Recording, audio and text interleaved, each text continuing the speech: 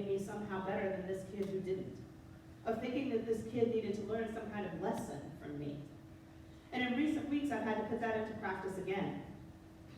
You know, April and I moved down here because we both prayed and discerned and agreed, and we knew beyond a shadow of a doubt that this place was where God was calling us. We knew it. We also knew that it was going to be difficult until April got a job.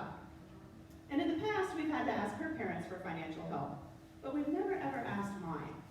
And that was because I grew up with the notion that my value as a human being resided in my ability to be financially independent.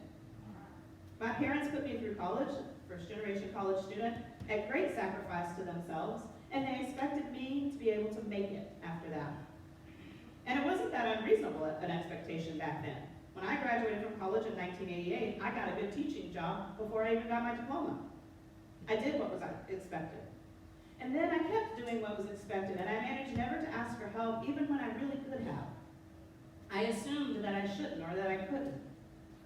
And fast forward 30 years, and I'm answering the call to come pastor a church in South Florida, and I'm talking to my dad about this change, and he says, "That seems like a good fit for you." And I'm like, "Whoa, wait a minute. Since when do you know me, Trump voting dad?" And then I remembered how my dad has always known me, how we have always been similar, except when my politics went far left and his stayed far right. And when we moved here and we were waiting for April's first check, I got up the nerve to ask for help, to ask my dad for money. And I thought he would be so disappointed in me. It was really hard for me to ask. But what he said was, "I don't want y'all to worry about things I can help with." Y'all. He's talking about me and my black wife. I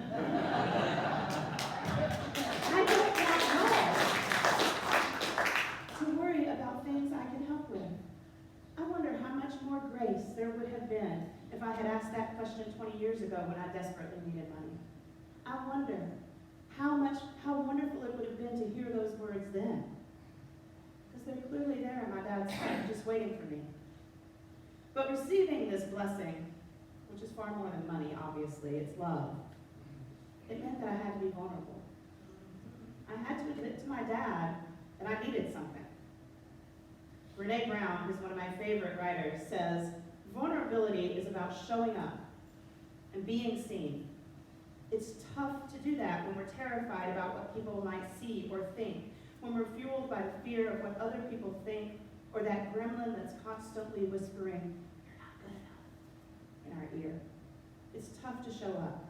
We end up, and I love this phrase, we end up hustling for our worthiness rather than standing in it. Ooh. Hustling for our worthiness. Man, can I relate to that? But this is what Mary did not do.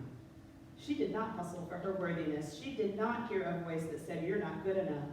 She did what the angel asked her and overcame her fear. She stood in her worthiness and said, "My soul proclaims your greatness, O God."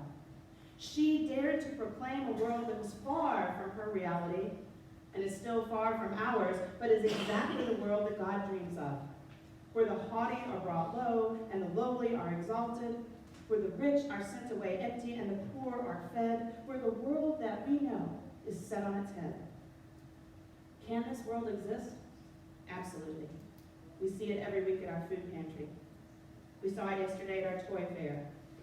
We saw those who might be perceived as the lowest in our society come in and volunteer for the toy fair, and we saw them go away with what they needed, because we are a congregation and a place that knows how to say yes.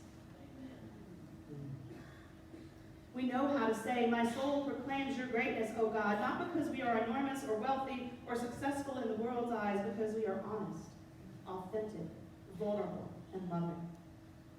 We are not afraid to share our truth. We are not afraid to be seen as who we are. God's beloved lesbian, gay, bisexual, transgender, queer, non-binary, straight, and so much more creations. We don't listen to those voices of fear because we know that our very lives proclaim God's greatness and that our call is to share God's greatness with the world. As we move toward the incarnation celebration of God with us. And as we long for the second coming of God's just and righteous realm on earth, may we live into the power that our ancestor Mary brings to us in her song, proclaiming God's realm no matter what the cost to the structures of power, enacting God's realm each and every day, not from a place of superiority, but from a place of courageous vulnerability. May we be like Mary, who knew she was birthing a revolution.